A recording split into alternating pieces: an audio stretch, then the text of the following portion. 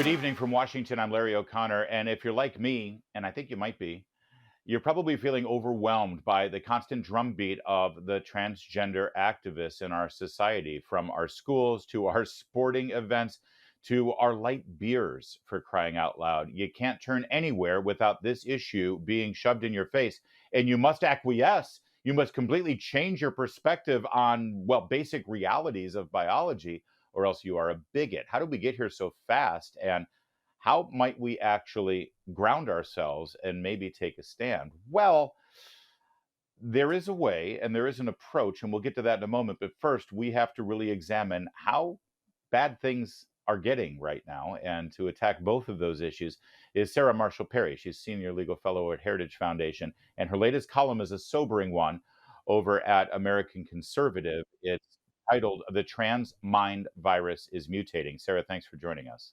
Thanks for having me, Larry. So when you say the trans mind virus, first, what is the trans mind virus, the way you put it?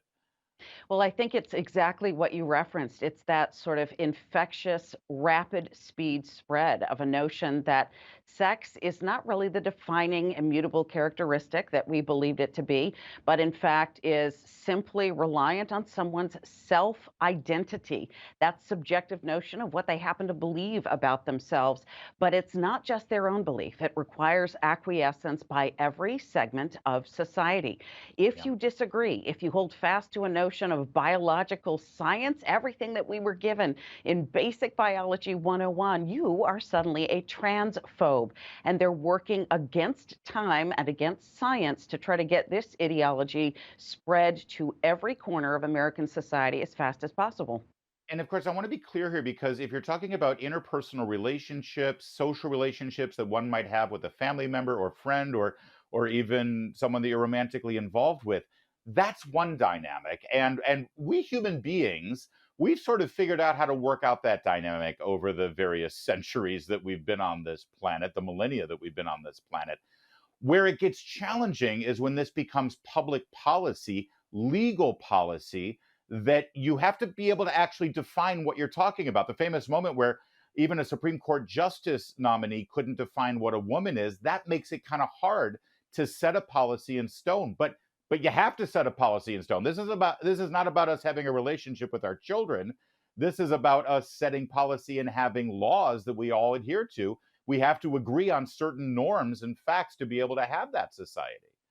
The problem is we see decision makers, people who are in the highest level of authority, as you mentioned, Justice Jackson Brown, who herself could not define what a woman is, indicating that there is an issue like this that's up for debate. And we also see in the highest levels of government administration, through the Biden administration, two non binary individuals who are in high level positions of power. When you see the federal government essentially pushing a narrative like this, Yeah. you've already sort of lost a lot of the rhetorical game on this. So, those of us who are conservatives, those of us who are realists, who are biologically adherent, we're having to work twice as hard because this notion, this mind virus, has spread into every segment of society. It should be pointed out one of those two gender non binary Biden administration officials has recently been arrested for being a fugitive of the law after multiple kleptomaniac episodes, stealing other people's luggage and wearing the women's clothes that he stole. Apparently, he had some mental problems. Who would have guessed? All Yeah. right. Now, the problem in terms of our law and in terms of our society is, if everything is so subjectively defined and fluid as those activists would want, well, then that leads to some inevitable conclusions. In other words, I mean, I know it's the third rail, and you're not even supposed to say this because suddenly you're a intolerant bigot.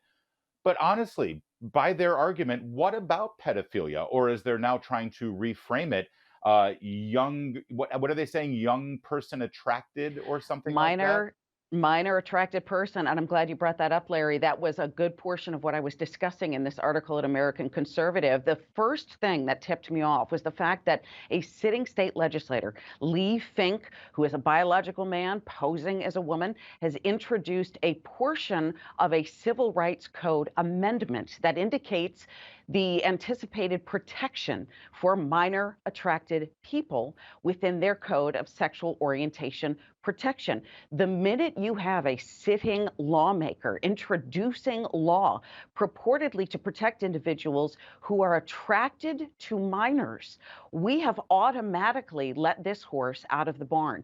We have Yep. got to work twice as hard. In Colorado, they voted against making indecent exposure to a minor a felony. They downvoted that as a felony conviction. We've got Washington State, now a sanctuary state for individuals who are under the age of 18, who disagree with their parents and want gender affirming surgeries that are irreversibly damaging to their bodies, to their minds, to their souls. We're hiding children from their parents specifically to be able to give them these types of treatments that cannot be undone. So this is something Yeah. that's moving closer and closer to the line of involving children, not just their medicalization, not only the experimentation on their bodies, but also their participation in these particular processes that some people are pushing as now an option under state or federal law. It's unconscionable. Yep. And as we pointed out in earlier episodes, this whole notion of gender affirming procedures, they, talk about Orwell being pleased with where we are right now. They literally do the opposite of affirming one's gender. It Yes. actually reverses one's gender. Speaking of letting the horse out of the barn, and I'm sorry that we have to walk down this path when we sort of twist our notion of reality and truth.